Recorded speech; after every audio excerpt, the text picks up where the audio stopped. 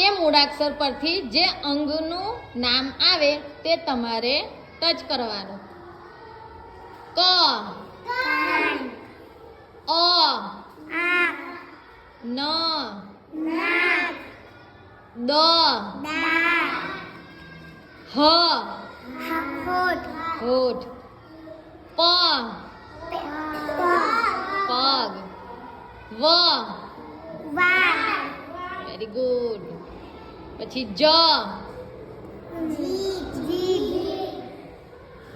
બરાબર છે. પછી અ, વેરી ગુડ. પછી છે ફરી અ, આંગળીઓ. બીજી વાર પ, કઈ છે પેટ? વેરી ગુડ, ક્લેપ કરો.